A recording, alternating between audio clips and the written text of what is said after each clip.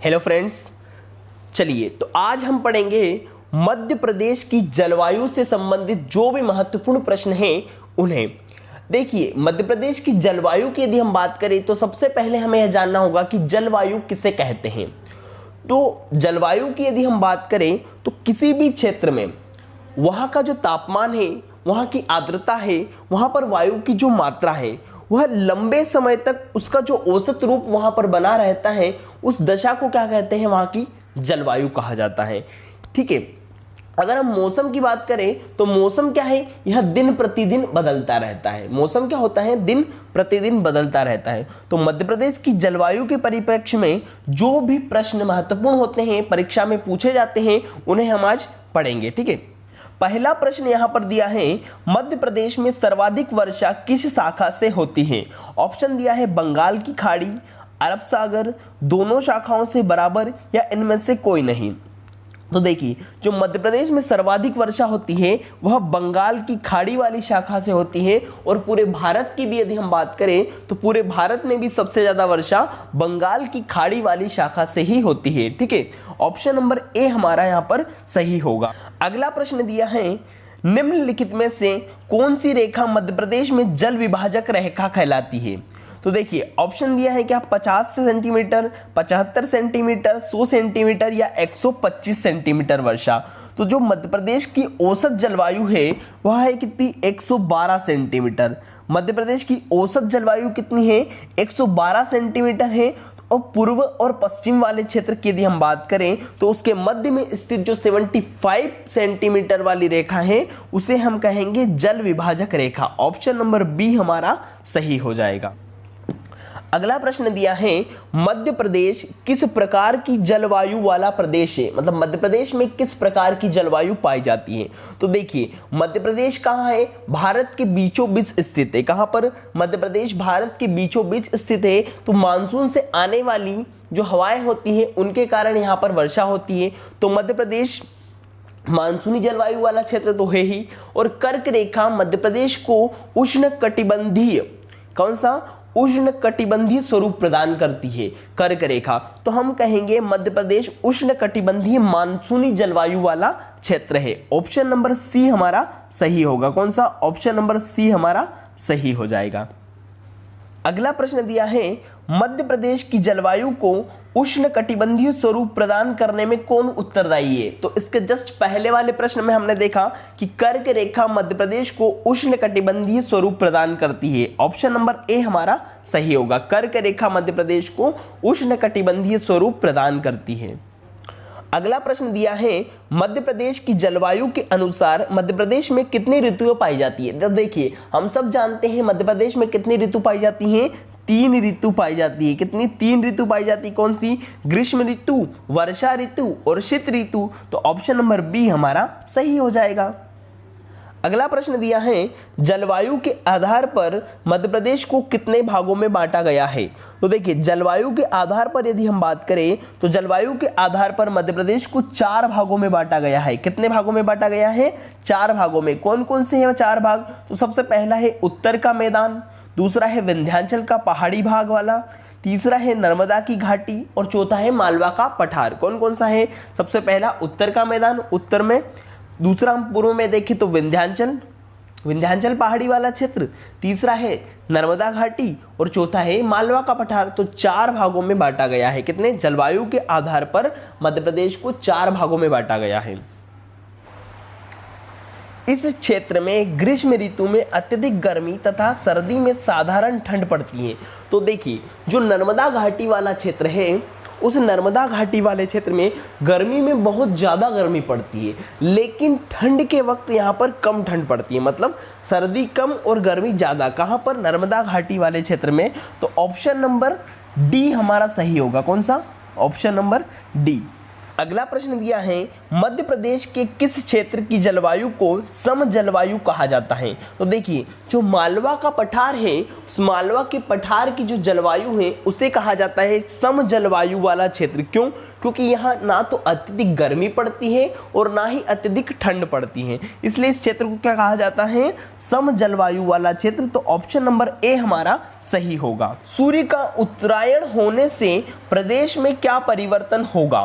तापमान में वृद्धि होगी, तापमान में कमी होगी, तापमान में कोई परिवर्तन नहीं होगा, या फिर उपरोक्त सभी असत्य हैं। तो देखिए, सूर्य का उत्तरायण होना मतलब सूर्य कहाँ जा रहा है? कर्क रेखा की ओर जा रहा है, और हम जानते हैं कि जो कर्क रेखा है वह मध्य प्रदेश के बीचों बीच से होकर गुजरती है। कहाँ से गुजरती है? मध्य प्रदेश के बीचों बीच से होकर गुजरती है। तो सूर्य अगर कर्क रेखा की ओर जाएगा, उत्तरायण होगा, तो क्या होगा? तापमान में वृद्धि होगी। तो ऑप्शन नंबर ए हमारा सही हो जाएगा। किस माह के समूह को प्रदेश में द्वितीय गर्मी ऋतु कहा जाता है?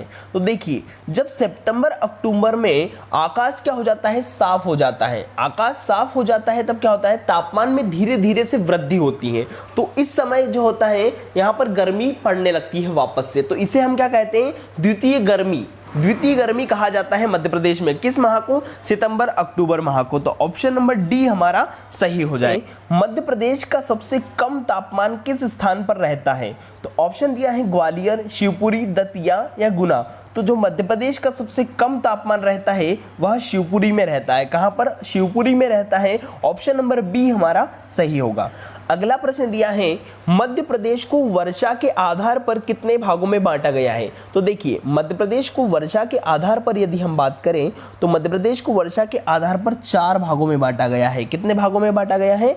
4 भागों में बांटा गया है। पहला भाग देखिए तो निम्न वर्षा वाले क्षेत्र, जहां पर बहुत कम वर्षा होती है, ठीक है। दूसरा है औसत से कम वर्षा वाले क्षेत्र, जहां पर एक एवरेज जो बारिश होती है उससे थोड़ी कम बारिश होती है। तो एक हो गया हमारा निम्न वर्षा वाला क्षेत्र, दूसरा हो गया औसत से कम वर्षा वाला क्षेत्र, तीसरा हो जाता है औसत से अधिक वर्षा वाला क्षेत्र। क्या होता है? औसत से अधिक वर्षा वाला क्षेत्र। और चौथा हो जाता है अधिक वर्षा वाला क्षेत्र। कौन सा हो जाता है? अधिक वर्षा वाला क्षेत्र। तो औसत मतलब वर्षा के आधार पर मध्य प्रदेश को कितने भागों में बांटा गया है? 4 भागों में। कौन कौन सा? एक तो निम्न वर्षा वाला क्षेत्र हो गया, दूसरा हो गया औसत से कम वर्षा वाला, तीसरा हो जाता है औसत से कम वर्षा के बाद औसत से अधिक वर्षा वाला क्षेत्र, और औसत से अधिक वर्षा के बाद अधिक वर्षा वाला क्षेत्र। ठीक है, तो इस प्रकार से हमारा ऑप्शन नंबर बी सही होगा। मध्य प्रदेश का न्यूनतम वर्षा वाला स्थान कौन सा है? देखिए, न्यूनतम वर्षा की बात कहिए, कहां पर सबसे कम बारिश होती है मध्य प्रदेश में? तो ऑप्शन दिया है नीमच, ग्वालियर, भिंड या मुरैना। तो भिंड में एक गोहद तहसील है। कौन सी? गोहद। इस गोहद तहसील में सबसे कम बारिश होती है मध्य प्रदेश में। ऑप्शन नंबर सी हमारा सही हो। मध्य प्रदेश में शीत ऋतु में लौटने वाले मानसून से होने वाली वर्षा को क्या कहते हैं?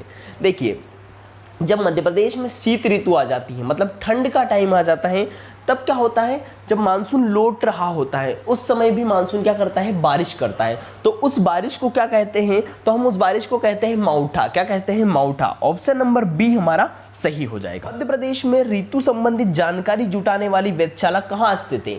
देखिए, मध्य प्रदेश में ऋतु वेधशाला कहाँ पर है? तो मध्य प्रदेश में जो ऋतु वेधशाला स्थित है वह है इंदौर में। कहाँ पर स्थित है? इंदौर में स्थित है। मध्य प्रदेश की जो औद्योगिक राजधानी इंदौर है वहां पर स्थित है क्या?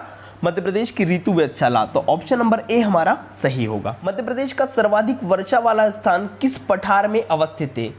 कौन सा पठार ऐसा है जहां पर मध्य प्रदेश का सर्वाधिक वर्षा वाला स्थान है? तो देखिए, मध्य प्रदेश में सर्वाधिक वर्षा कहां पर होती है? सबसे ज्यादा वर्षा मध्य प्रदेश में पंचमढ़ी में होती है। कहां पर? पचमढ़ी में मध्य प्रदेश में सबसे ज्यादा वर्षा होती है। लगभग 199 सेंटीमीटर बारिश यहाँ पर होती है। और वह किस क्षेत्र के अंतर्गत आता है? तो वह आता है सतपुड़ा मेकल श्रेणी के अंतर्गत। किसके अंतर्गत? सतपुड़ा मेकल श्रेणी के अंतर्गत आता है। ऑप्शन नंबर सी हमारा यहाँ पर सही हो जाएगा। मध्य प्रदेश में शीत ऋतु का समय है। मध्य प्रदेश में ठंड कब से स्टार्ट होती है? तो हम सब जानते हैं नवंबर से स्टार्ट होकर फरवरी तक चलती है ठंड हमारे यहाँ। तो ऑप्शन नंबर सी बिल्कुल सही होगा। कब से स्टार्ट होती है? नवंबर से स्टार्ट होती है। नवंबर, दिसंबर, जनवरी, फरवरी, इन 4 माह हमारे यहाँ पर ठंड पड़ती है।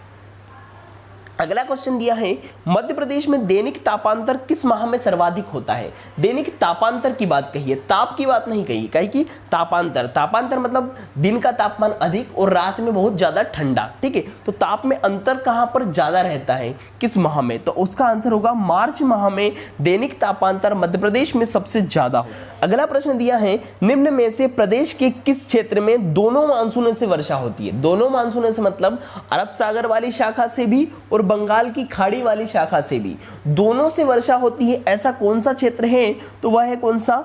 विंध्य प्रदेश वाला क्षेत्र। कौन सा? विंध्य प्रदेश वाला जो क्षेत्र है उसमें दोनों मानसूनों से वर्षा होती है। बंगाल की खाड़ी से आ रहा है तब भी बारिश हो जाएगी और अरब सागर वाली शाखा से मानसून आ रहा है तब भी बारिश हो जाएगी। कहां पर? विंध्य प्रदेश में, ठीक है। क्वेश्चन क्या है, निम्न में से कौन से महीने से मध्य प्रदेश में सर्दियां शुरू होती है? तो इस क्वेश्चन का आंसर आप लोग बताएंगे कमेंट बॉक्स में, ठीक है। तो इस प्रकार से हमने मध्य प्रदेश की जलवायु से संबंधित जो भी महत्वपूर्ण प्रश्न थे जो परीक्षा में पूछे जाते हैं उन प्रश्नों को हमने देखा है।